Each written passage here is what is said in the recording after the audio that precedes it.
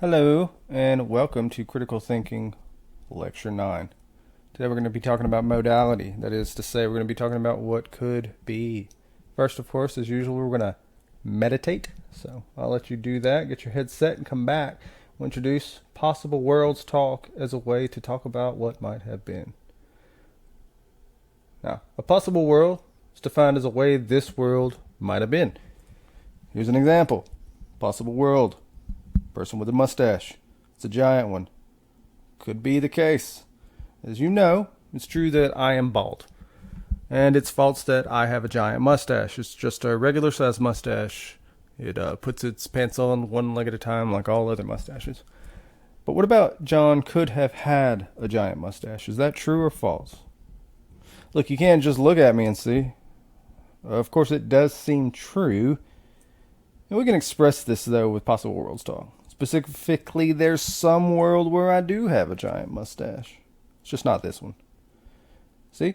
Here's that world. That's me, giant mustache. All right, let's get a little clearer about this. So, when we talk about this world, we'll call it the actual world. When we talk about possible worlds otherwise, we'll just use possible world to refer to them. Now, while I'm actually bald, it's possible that I have a giant mustache. And it's possible I have green eyes and 12 toes. In the actual world, of course, I have blue eyes and 10 toes. Now, suppose P is true at the actual world, where P is just something like John is bald. Does that mean that it's possible that P? Yeah. If it's actual, it better be possible, because it's happening. Now, suppose it's possible that P is true, which is possible. Does that mean it's actual? Nah, man. Lots of stuff that's possible doesn't happen. The mustache. Check this out. Is there any world in which 2 plus 2 doesn't equal 4, though? No. 2 plus 2 equals 4 is true in all possible worlds, which is what we mean when we say it's necessarily true.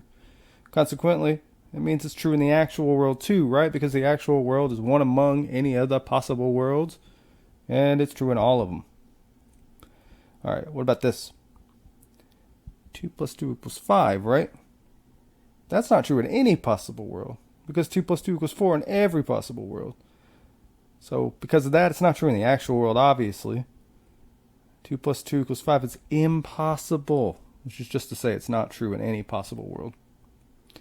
Now, to get even clearer about this, let's think about some if-then statements and some scope ambiguities that crop up whenever we're talking about possibility necessarily. Now, suppose I say to you, if John is a bachelor, then he must be unmarried. A straightforward reading of this sentence in a possible worlds talk is, if John is a bachelor, then in every possible world, John is unmarried, because there's no world in which he's married. But imagine that John actually is a bachelor. Then it would follow on this reading that John is necessarily unmarried. That means, like, in every possible world, he's unmarried. But surely John could have been married, right? Seems the sentence is better read as something like, if John is an actual world bachelor, then he must be unmarried in the actual world. Here's how we can delineate or distinguish this sort of scope ambiguity. I got the two different readings here, right? And we'll start with the top one. First one says, in every possible world, if John is a bachelor, then John is unmarried. And this is how we're trying to characterize, if John is a bachelor, then he must be unmarried. Now, I'm going to focus on the different placements of every possible world here. There's the scoping. You can use brackets to characterize that. Now, here's some possible worlds. I'll just pop them in here to populate. Now, here are a bunch of worlds with me in them. Only in some of them am I hitched, right? Now, we'll say this one's the actual world. And in these cases over here, I'm a bachelor. And also unmarried. Of course, I'm not a bachelor here, but I'm also not unmarried. Now, if I were a bachelor, I'd be unmarried. I'm just not a bachelor. Either way, this expression, according to this setup of possible worlds, is still true.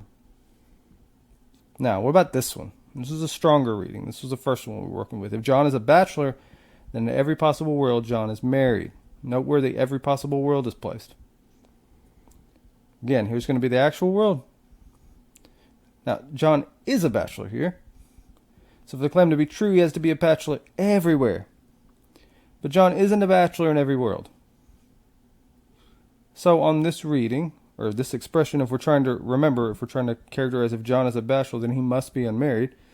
On this way of understanding the expression, it's not true. Because there are worlds where I'm not. To make it true, on this reading, I'd have to be married in every world. Like this. Since I'd be married in the actual world.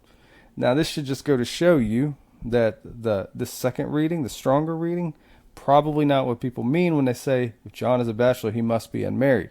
They probably mean something closer to the first in every possible world. Just as a matter of conceptual understanding, if John is a bachelor, then he better be married, right? Because that's what bachelor means. But this is not to say, the second reading here, the stronger one, is how we should interpret what our people when they say that. It doesn't mean that if John is a bachelor, then in every possible world, just necessarily, he'd have to be married or unmarried, because sometimes he might be married. All right, move on to this. Modal square of opposition. We're building on the square, right? The traditional square of opposition is indexed to the actual world. We say all S is P, we meant here. But other worlds have other squares, which is to say from our world other things are possible. Here's just a visual representation. It should be a familiar square.